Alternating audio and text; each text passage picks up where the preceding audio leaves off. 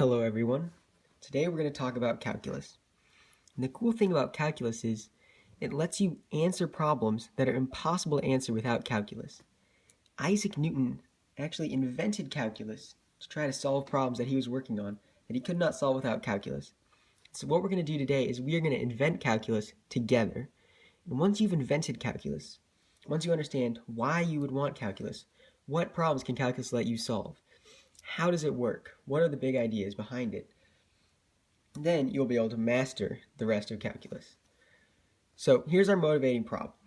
We have a ball that we've thrown into the air, and we graph its distance over time. So here's our function f of x, where x is time and y is the height of the ball. And I've evaluated this function f of x at various values of x from 0 to 5. Just calculated its y value, plugged x into f of x, and calculated the y value. I've plotted those points on the graph, and it makes a parabola. So at 0 seconds, the ball's on the ground. We haven't thrown it yet. Then we throw it, and at 1 second, it's 20 meters in the air. 2 seconds, it's 30 meters in the air. It rises. It starts to fall again. 3 seconds, it's back to 30. The point 330. 4 seconds, it's back to 20, and it falls to the ground again at 5, 0. The question behind calculus is how fast is the ball moving? So we, as the inventors of calculus, we just want to know how fast is the ball moving. But specifically, we want to know at any given time how fast is the ball moving instantaneously, right? Instantaneously. That instantaneous is the big idea behind calculus. So what I mean by instantaneous? I just mean how fast is the ball moving at, say, 1 second, right? So we want to know, if you throw the ball in the air, how fast is it going at 1 second? It's called the instantaneous rate of change. And when I say how fast is the ball going at 1 second, in macro level terms, that's just if you threw the ball and you put a speedometer on it, what would the speedometer read at 1 second? And that'll end up being a little trickier to solve than you might think. So we're very familiar with average rate of change, or average velocity. And average velocity is defined as distance over time. So another way of putting it is, if you travel in a car 100 miles, and it takes you 2 hours, well, you know how fast you were going, right? You're going 50 miles an hour. Traveling 100 miles in 2 hours. 100 divided by 2 being 50. But the reason we call that average is because you weren't really going 50 miles an hour for the whole trip. You might have been going faster than on the highway when you're going 70, or slower when you're only going 30 in the neighborhoods. So really, we don't know how fast you were going at any given point in time. And so we understand what instantaneous rate of change and average means. Instantaneous would be how fast you're going at any one point in time, and average is from 2 points of time, right? So instantaneous rate of change is 1 point in time. How fast am I going at this instant in time? Average is 2 points in time. And to illustrate this on a graph, right? So we know what that means in physical terms. So what does it mean on a graph? Well, the average velocity from A to B, average velocity from A to B on a graph of the function f of x is equal to f of b minus f of a divided by b minus a. And it's important to know what this equation means, so we're going to illustrate it. So let's say we want to get the average velocity from 1 second to 2 seconds. That'll be our example. 1 second to 3 seconds. Now notice, this is still average. We're not back at instantaneous, but if we want to solve it, the average velocity from 1 second to 3 seconds, f of b minus f of a is asking what is the slope of the secant line on the graph. The slope of this secant line. And the word secant means cutting in Latin. So it's literally the line that cuts the graph, the secant or cutting line. It's the slope of the secant line, which is rise over run. And that's the same thing, again, as distance over time.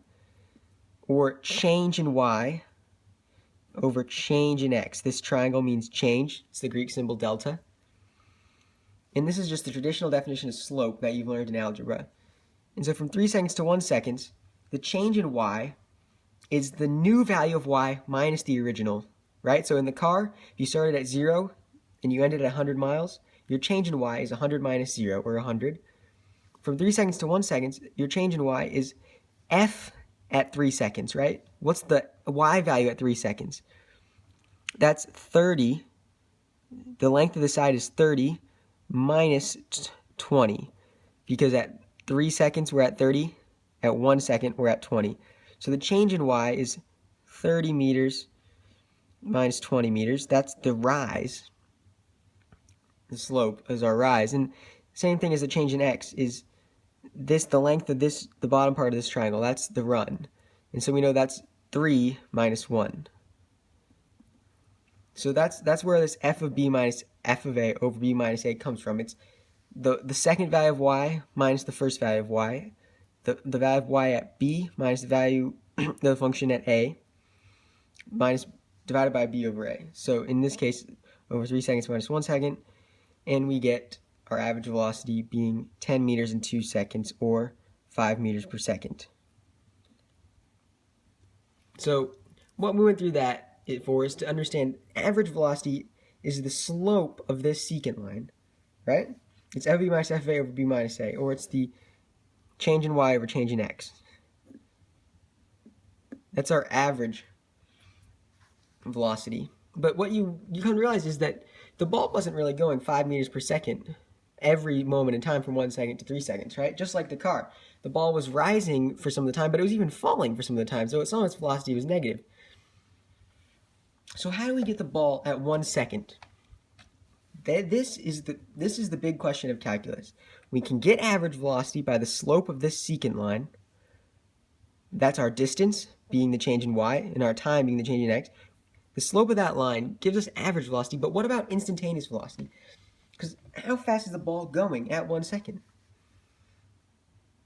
So if you see the problem, right, what's the distance at 1 second?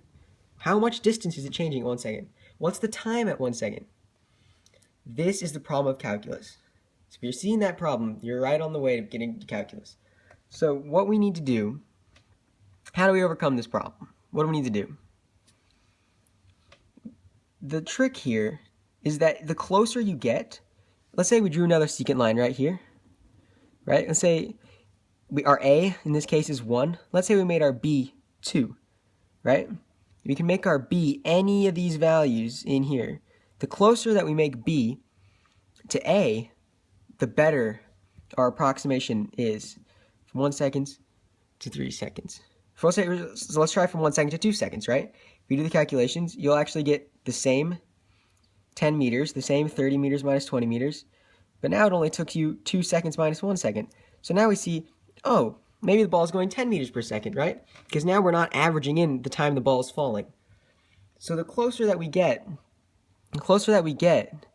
our second point B to our first point A, the closer we get to instantaneous rate of change, the closer we get to how fast the ball is actually moving at A. And what we would really like to do is we'd like to say that B equals A, right? Because if B equals A, hey, now our 2 points are right here, right close next to each other. And we would get instantaneous rate of change. We want B to approach A. This arrow here means approaching. So as B approaches A, we get what's called the tangent line. The word tango in Latin means touch.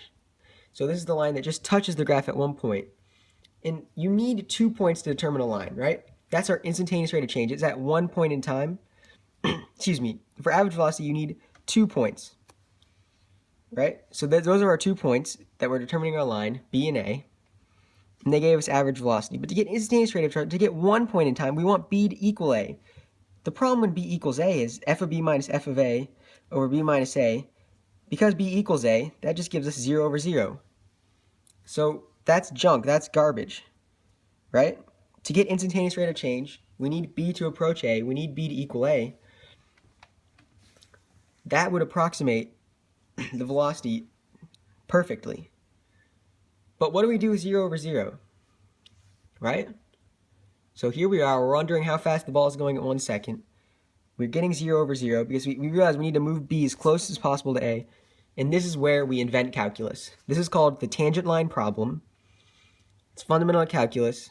And we're going to invent calculus in the next video to solve the tangent line problem, find the velocity of the ball.